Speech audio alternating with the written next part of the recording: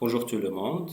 Alors on continue sur les théorèmes d'électricité. Alors on a vu le théorème de Thévenin. Maintenant on va voir le théorème de Norton. Alors les deux théorèmes, Thévenin et Norton, on a dit on l'utilise pour simplifier les circuits électriques et électroniques. Alors on va travailler sur un circuit simple. C'est c'est ce circuit-là qui est constitué d'une FEM et trois résistances avec une charge. L'objectif du théorème de Norton, c'est de passer, c'est-à-dire de remplacer ce circuit-là, la FEM et les trois résistances, en un circuit simple qui contient une FEM de Norton, une source de courant de Norton et une résistance de Norton.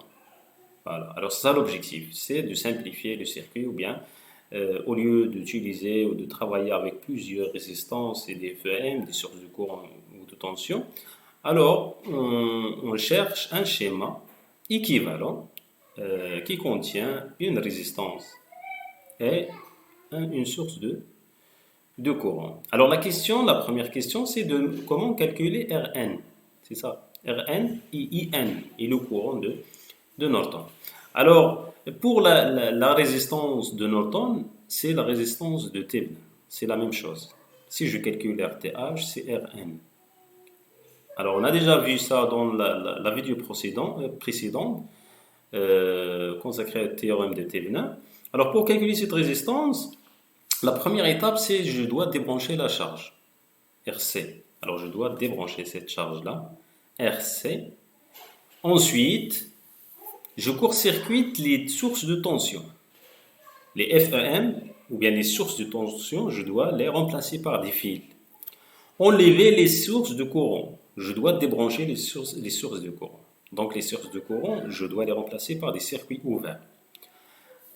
Ensuite, je calcule la résistance équivalente vue entre A et B, c'est-à-dire entre les points où j'ai débranché la charge. Alors ici, normalement, j'ai débranché la charge entre A et B. Ici, j'ai une charge. Mais pour calculer la résistance de Norton ou bien de Thévenin, je dois débrancher. C'est-à-dire, il ne faut pas prendre en considération cette résistance lors du calcul de la résistance de Norton. Alors, maintenant, il nous reste à calculer la résistance équivalente entre A et B. Donc R2 et R3 ici sont en série parce qu'ils sont parcourus par le même courant. Elles sont en parallèle avec R1. Donc je commence par calculer R2 et R3. Ici j'ai R2 plus R3, c'est l'addition parce qu'ils sont en série. Ensuite j'obtiens un schéma où il y a deux résistances qui sont en parallèle.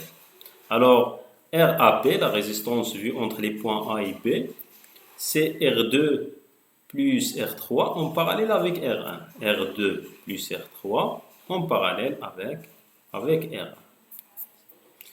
R1. Puis je fais les calculs. Lorsque les deux résistances sont en série, je fais la somme. R2 plus R3. R2 plus R3 parce qu'ils sont en série. Fois R1 sur la somme, parce que la résistance R2 et R3, équivalente de R2 et R3, elle est en parallèle avec R1. Et je calcule ici la résistance AB. Et on a dit que RAB, c'est RTH, et c'est RN. Maintenant, la deuxième question, c'est comment calculer le courant de Norton. Alors, pour calculer le courant de Norton, IN, alors, IN, j'applique directement la loi d'Ohm. Donc, c'est ETH. On a déjà calculé ETH sur RTH, qui est égal à ETH sur Rn. La résistance de Norton, c'est RTH. Donc, enfin, j'obtiens un schéma simple qui contient une source de courant en parallèle avec une résistance de Norton. pour obtenir finalement, hein, ici c'est A, ici c'est B. Ici je peux brancher ma charge afin de calculer la résistance, de calculer le courant ou la tension, CH. Ici c'est IC, ça c'est IN, et ce courant par exemple c'est CI. Alors si je débranche la charge, normalement IN est égal à I. Parce que ce courant ici est égal à 0. Si je débranche la charge.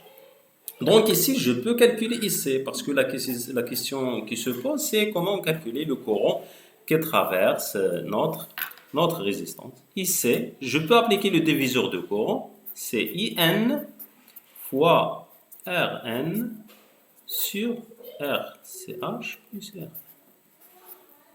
C'est ça le diviseur du courant. C'est bon? Je peux calculer la tension UC, H, cette tension-là, est égale à RCH fois IC. Loi d'Ohm. Voilà. Alors, je peux calculer la puissance dissipée dans la charge par IC fois UCH. Voilà.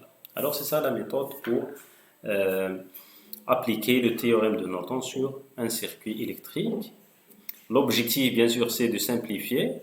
Au lieu de travailler avec un circuit un peu complexe, je travaille avec un circuit simple qui contient une source de courant et une résistance.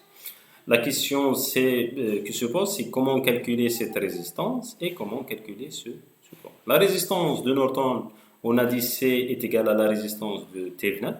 C'est la même méthode, donc ils auront la même valeur.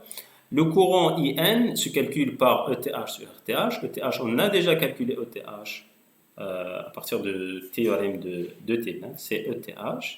Et on peut calculer le courant dans la charge et la tension au bord de la charge.